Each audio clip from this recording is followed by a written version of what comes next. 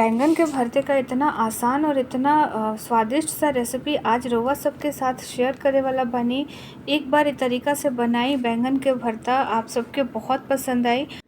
नमस्ते, हम हैं एकता और भोजपुरिया स्वादिष्ट रसोई में रउआ सब लोग के बहुत बहुत स्वागत करतनी। आज रउआ सब खातिर लेके आयल बनी बहुत ही टेस्टी सा बैंगन के भरता के रेसिपी। तो चलिए बिना देर करे शुरू करतनी जा।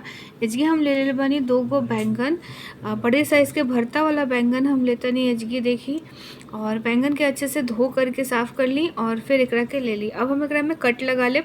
तो चाकू के मदद से हम एकरा के 2 टुकड़ा में काट लेब। बिल्कुल अलग नहीं करे के, बस हल्का हल्का सा हमनी के दोनों साइड से कट लगा लेवे के बाद जो ऊपर के ग्रीन पार्ट बा, हरा वाला हिस्सा बा, तो पूरा जुड़ल रहे के चाहिए और नीचे से हमनी के खाली काट लेब जा। तो इसकी आप देखत नहीं बिल्कुल अच्छी तरह से दोनों साइड से काट ली ही और काट करके बीच में हम तरी हमनी के कट लगा देब जा। एक हाली आप पूरा बैंगन के अच्छे से काट करके कीड़ा वगैरह चेक कर सके नहीं। ओकरा बाद आप बीच से तरी टुकड़ा कर दी और एक टुकड़ा जो हम छोटा छोटा जो हम कट लगाओ तनी ओकरा में हम डाल देब लहसुन। तो लहसुन छील कर रख ले बनी।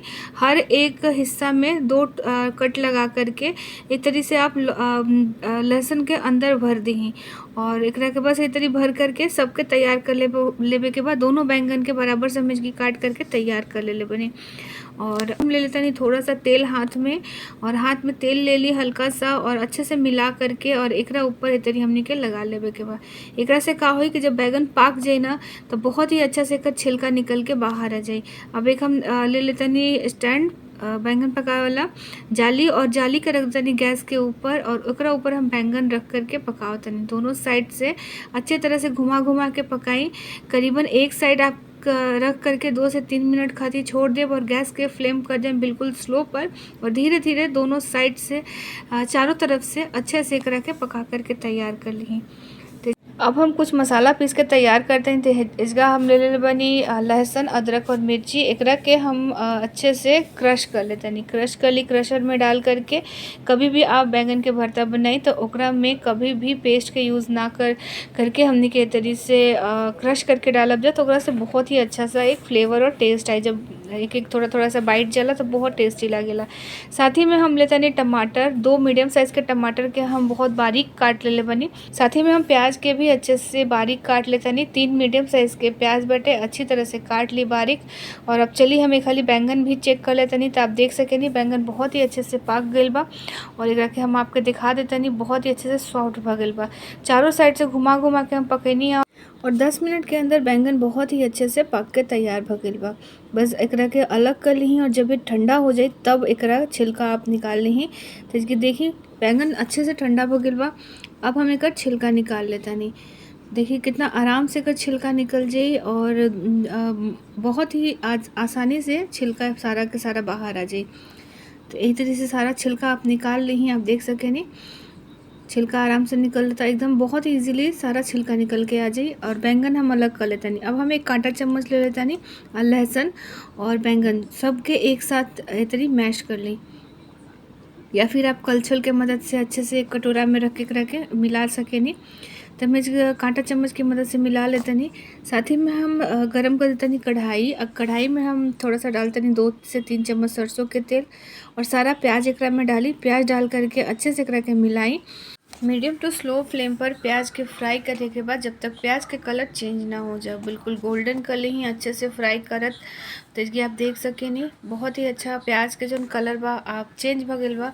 अब हम एक जगी डालब अदरक लहसुन और मिर्ची जो हमनी के बारीक को क्रश करके रख ले रहनी है जा एकरा में डाल दी। डाल करके वापस से 1 से 2 मिनट चलाई अच्छी तरह से।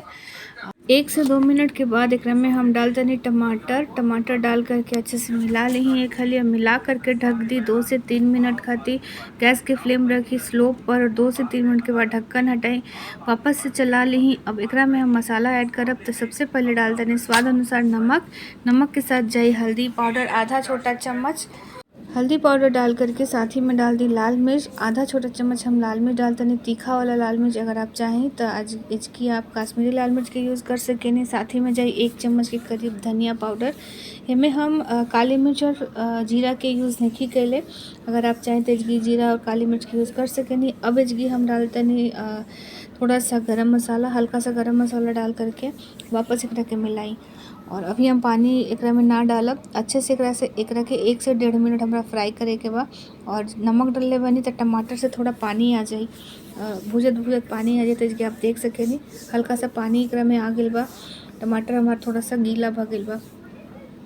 अब हम एकरा में डाल देब हरा मटर। फ्रोज़न हरा मटर के यूज़ करले बानी थोड़ा सा। अगर आप चाहें तो एकरा के स्किप कर सकेनी, लेकिन एकरा से बहुत ही अच्छा सा टेस्ट आवेला। और अच्छे तरह से आप एकरा के मिला लीही और मिला करके ढक दीही करीबन 1 से 1.5 मिनट खातिर। वापस गैस के फ्लेम रखी स्लो पर और अच्छी तरह से 1.5 मिनट के बाद आप एकर ढक्कन हटा सकेनी। और इसके देखिए मटर भी अच्छा सॉफ्ट हो गइल बा और मसाला से बहुत ही अच्छा सुंदर सा खुशबू भी आवे लागल। बस इतना हमरा एकरा के भूजे के बा। और जब ये अच्छे से भुजा जाई तब हम एकरा में बैंगन ऐड कर देब। जो हमनी के बैंगन मैश करके रखले बनी जा, सारा बैंगन डाली। और अब गैस के कर दी तेज़, बिल्कुल हाई पर कर दी और अच्छी तरह से एकरा के फ्राई करी। 1 मिनट बस गैस के हाई पर रखी और अच्छे से एकरा के मिला ली। जब मसाला बा वो बैंगन में अच्छी तरह से मिल जाए के चाही। जैसे आप देख सकेनी बहुत ही अच्छे से 1 मिनट में बैंगन भी फ्राई भ गइल बा। मसाला बहुत ही अच्छे से मिल गइल बा बैंगन में और बहुत ही अच्छा सा एक खुशबू आवे लागल। अब जब ये अच्छे से मिल जाई तब हम एकरा में डाल देब बारीक कटल हरा धनिया डाली और अच्छी तरह से वापस से मिलाई और गैस के बंद कर दी।